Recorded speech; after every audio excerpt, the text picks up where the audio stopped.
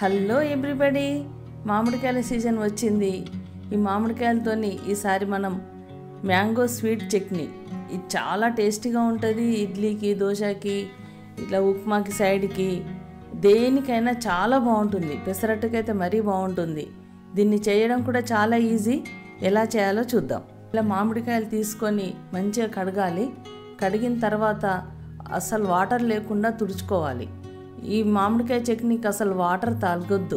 Water లేకుండా మంచిగా తుడుచుకొని ఒక పీలర్ తీసుకొని ఇలా పొట్టు తీసేయాలి. ఇలా మామిడికాయకు మొత్తం పీలర్తో పొట్టు తీసేసి చిన్న చిన్న ముక్కల్లాగా కట్ చేసుకోవాలి. నా వీడియోలు చూడండి, సబ్స్క్రైబ్ చేయండి, మీ కామెంట్ పోస్ట్ చేయండి, నాకు కొంచెం ఎంకరేజ్మెంట్గా ఉంటుంది. చూడండి, ఇలా కట్ చేయాలి.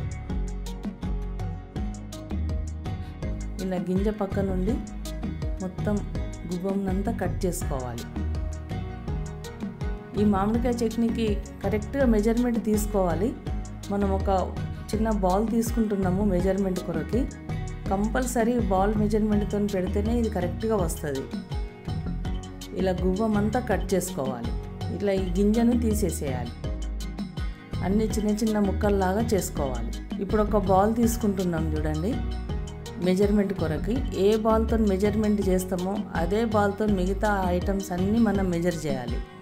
ఇలా 5 కప్స్ ఈ మామిడికాయ ముక్కలు తీసుకోవాలి. మనం ఏ గిన్నెతో తీసుకుంటే అదే గిన్నెతోని మిగతాయి కూడా తీసుకోవాల్సి ఉంటుంది. నేను చిన్న గిన్నె తీసుకున్నాను, 5 కప్స్.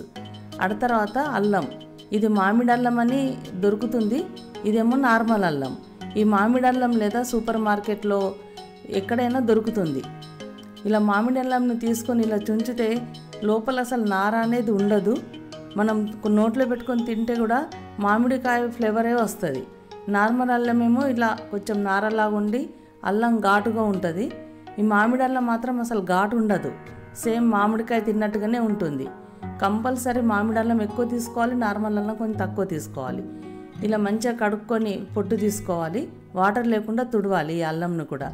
చూడండి, ఇప్పుడు కట్ చేస్తే ఎంత నీట్గా ఉందో ఈ మామిడి అల్లం. ఇదేమో కొంచెం నారాగా ఉంది. ఈ రెండు కలిపి మిక్సీ పట్టుకొని ఒక బాల్ తీసుకోవాలి. తర్వాత వెల్లుల్లి రెబ్బలు కూడా ఒక బాల్ తీసుకోవాలి. ఒక బాల్ బెల్లం, ఒక బాల్ కారపొడి, ఒక బాల్ సాల్ట్ మొత్తం వేయద్దు. బాల్ మొత్తం తీసుకుంటాం కానీ సగమే వేసుకోవాలి. ఇలా ఒక జార్ తీసుకొని తుడుచుకొని వాటర్ లేకుండా మామిడికాయ ముక్కలు వేయాలి. తర్వాత సగం సాల్ట్ వేసుకోవాలి, సగం బాల్ సాల్ట్ వేయాలి. తర్వాత తక్కువ ఉంటే వేసుకోవచ్చు, కానీ ఇప్పుడు మాత్రం సగం బాల్ వేస్తే సరిపోతుంది. తర్వాత వెల్లుల్లి రెబ్బలు ఒక బాల్ తీసుకున్నాం కదా, అవి కచ్చపచ్చగా దంచుకున్నాం. ఒక సగం ఇందులో వేస్తున్నాం, ఒక సగం పోని కొరకు పక్కకు పెట్టేయాలి. తర్వాత ఈ మామిడి అల్లంను నార్మల్ అల్లం మిక్సీ పట్టుకున్నది ఒక బాల్, ఇది మొత్తం వేసేయాలి. తర్వాత ఇలా బెల్లం తీసుకొని చిన్న చిన్న ముక్కల్లా కట్ చేసి వేసేయాలి. తర్వాత ఒక బాల్ కారపొడి కూడా వేసేయాలి. ఇవన్నీ కలిపి ఇలా మిక్సీ పట్టుకోవాలి. ఇప్పుడు ఉప్పు కారం ఏదైనా కావాలనుకుంటే కలుపుకోవచ్చు. తర్వాత పోని పెట్టుకుందాం. పోని కొరకు 1.5 బౌల్ ఆయిల్ పడుతుంది. పల్లి నూనె పెట్టాలి కంపల్సరీ. మనం ఏ బాల్తోనైతే మామిడికాయ ముక్కలు తీసుకున్నామో అదే బాల్తోని 1.5 కప్పు ఆయిల్ తీసుకోవాలి. ఆయిల్ వేడైంది, ఆవాలు వేసేయాలి.